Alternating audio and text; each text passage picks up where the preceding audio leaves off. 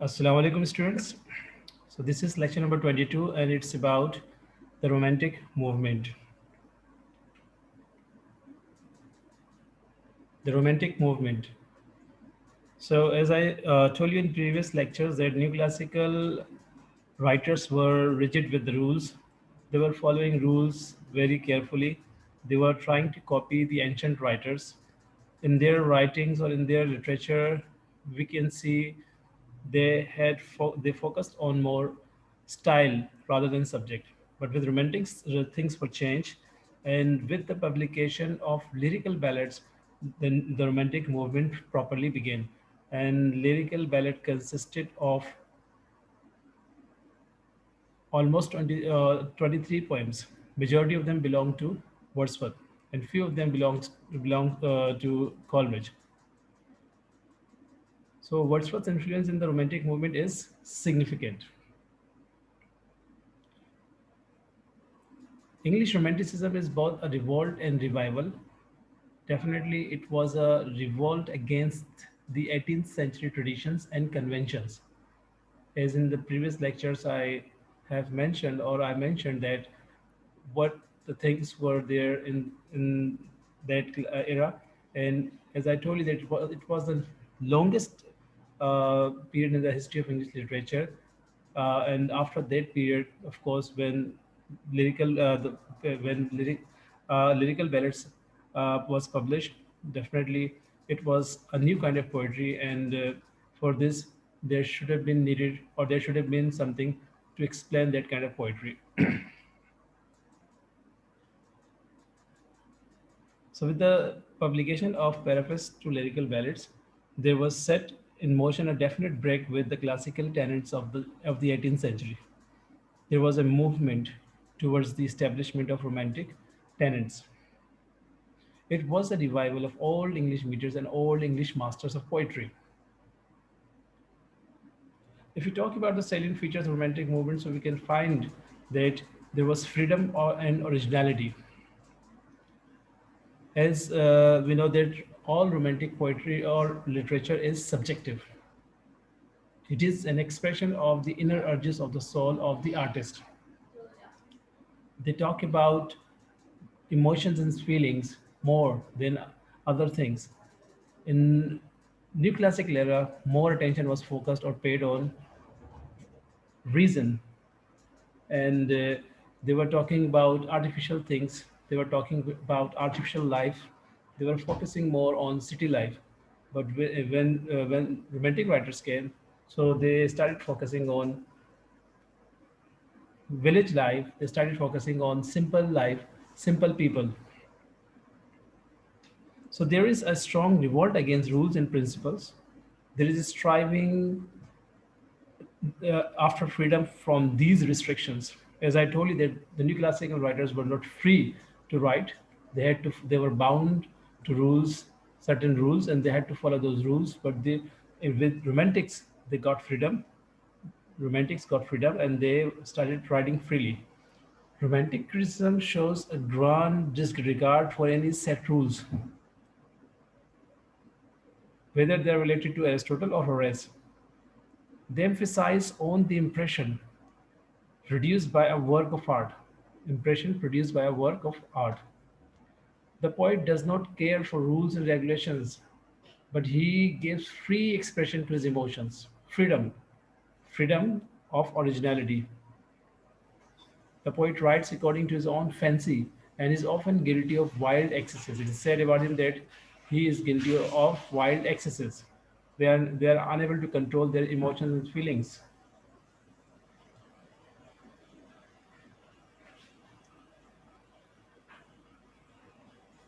According to romantic writer and according to Wordsworth, Wordsworth is called the representative of romantic movement, and romantic movement properly began with the publication of lyrical ballads, and that is why Wordsworth's name is at the top of the list. Wordsworth, according to Wordsworth, poetry is defined. A poetry is the spontaneous overflow of powerful feelings. Once again, according to Wordsworth, poetry is the spontaneous overflow of powerful feelings. So the old division of poetry into genres with specific rules was no longer valid. And there is a sense of inquiry, a questioning spirit, and which informs romantic criticism as well. So, subject all romantic literature is subjective. On the contrary, if we see neoclassical literature, so it was objective. Okay, romantic in the romantic movement, poetry was defined anew. Poetry was given new interpretations. As I told you, that romantic poetry, according to romantic writers, poetry is a spontaneous overflow of powerful feelings. I've also told you one more very important thing, that romantic movement is probably the shortest period in the history of English literature, but it is full of zeal, enthusiasm. It is full of vigor and all such things. Because in the movement, poetry is not mere imitation. It becomes the form of communication, the expression of emotion and feeling through the help of imagination. Imagination plays a very important role, and this is something that was being ignored or missed in new classical era.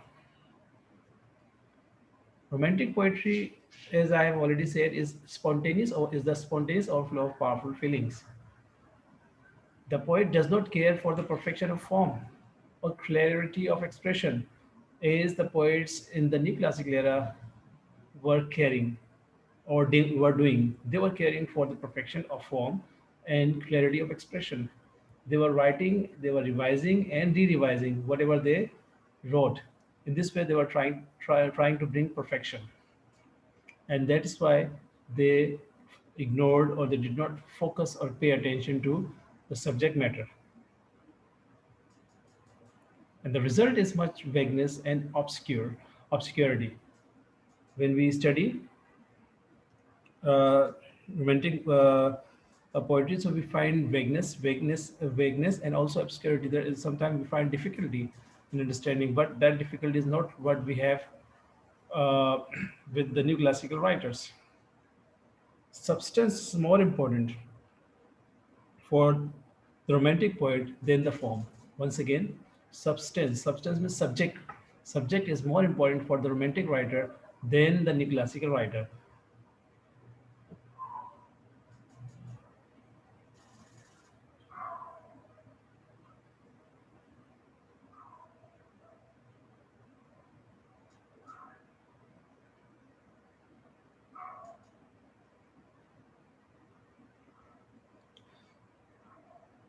The romantic poets, or the romantic poet feels the presence of unseen powers in nature. They stressed on imagination. As we know that Wordsworth was the poet of nature, Coleridge was the poet of imagination, John Keats was the poet of beauty. So the poet is extraordinarily alive to the wonder, mystery, and beauty of the universe. Once again, they are extraordinary alive. Because normally people have interest in the wonder or mystery or beauty of the universe, but romantic writers or poets, they were extraordinary alive to the wonder, mystery, and beauty of the universe. Romantic poet feels the presence of unseen powers in nature. They felt that there was something in nature.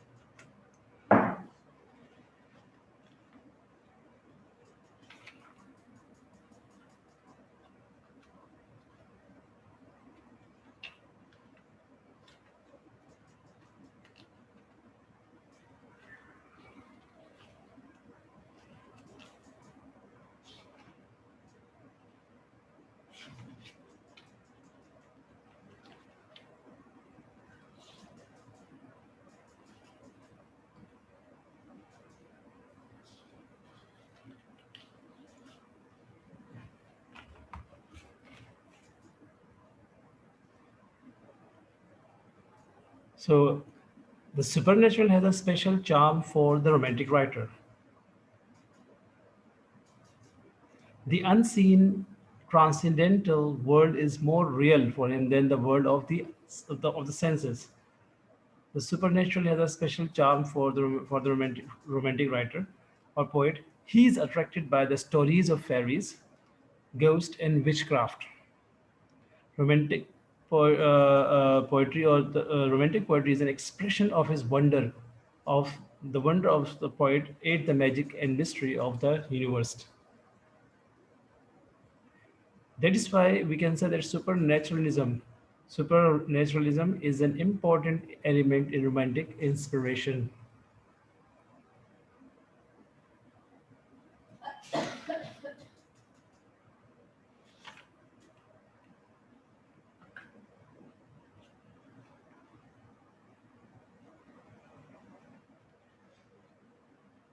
Reason and good sense are no longer the main tenets of literary works. The stress is on now on imagination, fancy, emotion, and feeling. In romantic poetry, the stress is on the imagination, fancy, emotion, and feeling. Imagination is the very basis of poetic creation and the essence and animating soul of poetry. According to them, imagination is the very basis of poetic creation, the essence and animating soul or force of poetry, of all poetry. In romantic movement or romantic poetry, pleasure became more important than instruction as far as the end of poetry was concerned. Once again, this very important point. In romantic poetry, pleasure became more important than the instruction as far as the purpose or aim of poetry was concerned. Coleridge said that the instruction given by poetry was given through pleasure. Coleridge gave or propounded that the instruction given by poetry was given through pleasure.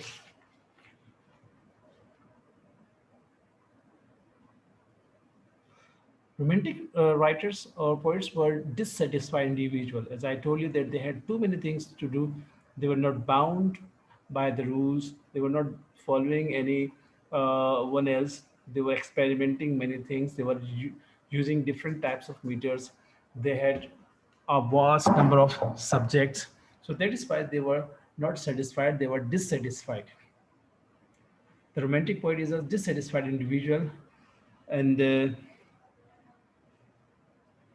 he may be dissatisfied with the circumstances of his own life, or with his age, or with literary conventions and tradition of the day. Or we can say he was dissatisfied with the general fate of humanity. And therefore, we can say that romantic poetry is often pessimistic in tone. We have many examples of many poems. If you see Wordsworth, Lucy Gray, so it is also pessimistic in tone. And similarly, there are many other poems. We have some examples of John Keats' poems. Even if we study the poem of Coleridge, The Ancient Mariner, so here we also find pessimism. So our romantic may revolt against the existing conditions and may seek to reform them, or he may try to escape into an imaginative world of his own creation, which is what we can find when we read their poetry. Often the romantic poet escapes into the past. Why? Because the Middle Ages have a special fascination for him, because they not only provide romantic writers with an escape from the sordid realities like of the present, but they also delight their hearts by their color, pageantry and magic.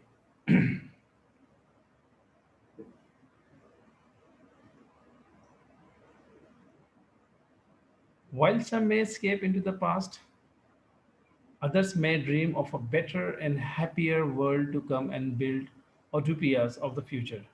So they may see vision of a golden age and sing of it in their poetry. The Middle Ages have a special charm and attraction for them. We can say that the Romantics look before and after and pine forward is not. Another very important characteristics of romantic writers, just for the beauties of the external world, is we know that romantic writers they were extraordinary alive to nature, so their zest for the beauties of the external world. Romantic poetry carries us away from the suffocating atmosphere of critics into the fresh and invigorating company of the out of door world. It not only sings of this of the sensuous beauty of nature, but it also sees into the heart of things and it reveals a soul that lies behind. So through romantic poetry, we have zest for the beauties of the external world, natural things. We get away from artificial things.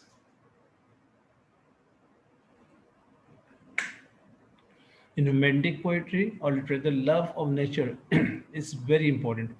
It leads to the love of those who live in her lap. So, love of nature leads by an easy transition to the love of those who live in her lap.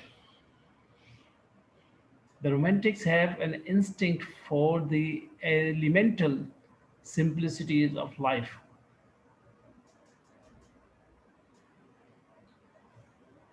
They are very sympathetic for the poor and the downtrodden. They glorify the innocence and simplicity of the common man. They define or express the feelings of common men in their poetry. They are very close to nature in this sense. They try to see into the heart of man and understand how human nature. Once again, they try to see into the heart of man and try to understand what human nature is. They find the divine in man, plead for man's freedom from all restrictions, and they claim equal rights and freedom for the human, for all humans. So we can say that romantic poetry is like democratic. It is democratic in sense because it talks about all.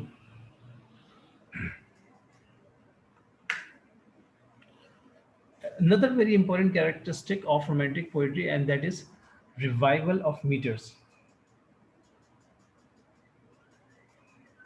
So the romantics or the romantic writers not only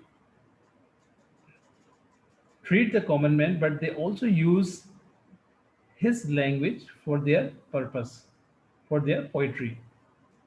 That is why we can see Wordsworth raised his voice against the inane and artificial language of the 18th century classics. He advocated the use of the language of the common man for the purpose of poetry. In fact, he went to the extent of saying that he went to the extent and said that there is no essential difference between the language of poetry and that of prose. And this is something that enraged lots of people, and this is something that brought great criticism. And one of them is among the critics who criticized this statement is also Coleridge. So this statement is something that has also shown his weakness in this paraphrase to lyrical ballads, that there is no essential difference between the language of poetry and prose. So with the coming of romantics, there is a revival of a number of ancient meters. They were free to use meters. They were free to use subject. They were free to choose different subjects, and they were not bound by any rules. The Spenserian stanza, the ballad meter, the blank verse, the lyric, the ode, and the sonnet are all revived, or they all have been revived.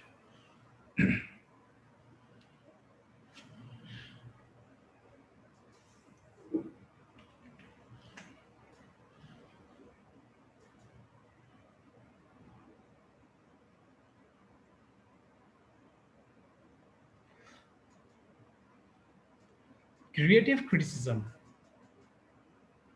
So this is again a very important characteristic of romantic movement, that there was creative criticism. The critics put themselves in the position of the poets when they were criticizing. They put themselves in the position of the poet when they were criticizing, and that's why imagination played a very important role.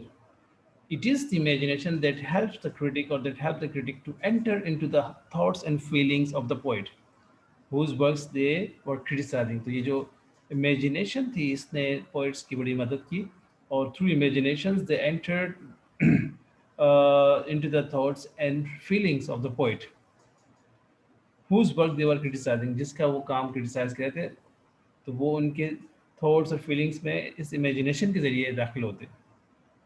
And that is why much of romantic criticism has an independent or value or importance as creative work.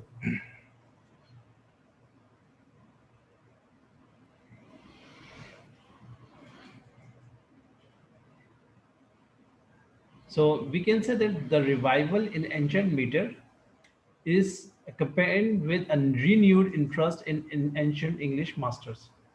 Revival in ancient meters, जो revival हुआ इससे renewed हुआ interest, और English जो masters थे वो, जो English बड़े बड़े शायर थे वो सामने आए, चौसर, स्पेंसर, मिल्टन और दीगर, who had suffered an eclipse during the 18th century, during the 18th century. Now they are again, they have come to their own, they become famous again.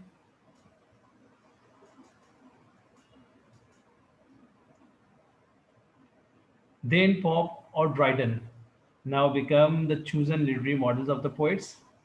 They remember Pope और Dryden जो थे, तो लोगों ने उनको छोड़ना शुरू कर दिया, and they started again talking about Chaucer, Spenser, and Milton, and such other writers or poets.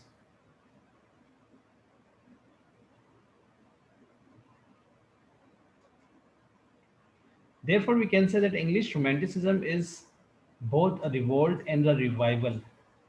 It is a revolt against the 18th century traditions and conventions, and it is a revival of Old English meters and Old English masters of poetry. If you talk about best known romantic poets, we can find the names William Blake, William Wordsworth, Taylor John Coleridge, Lord Byron, Percy Shelley, John Keats. Among them, William Wordsworth is considered or is called to be the complete representative of this particular age. John Keats was a great poet, but he died very early. He died at a very young age, and he was definitely a great poet. He was a poet of beauty, and his odes are very famous. Samuel Taylor Coleridge, he was a poet of imagination, and Wordsworth definitely was a poet of nature.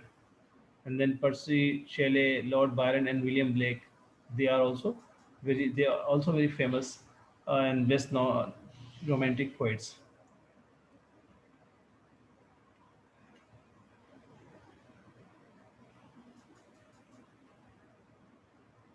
So in short, we can say that the romantic movement is a style and movement in art, music, and literature. In the late 18th and early 19th century, in which strong feelings, imagination, and a return to nature were given more importance, more value than reason, wisdom, order, and intellectual ideas. It was therefore both a revolt and a revival. It is it was a revolt against the 18th century traditions and conventions, a revival of old English meters and old English masters of poetry. Now, if you have any questions, you can ask me.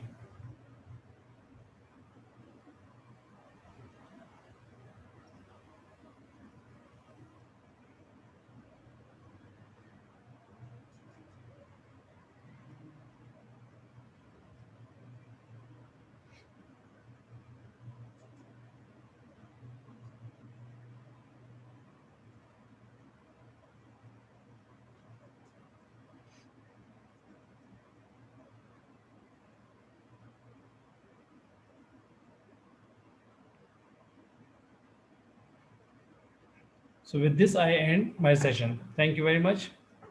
See you in the next lecture or session. Till then, Allah Hafiz.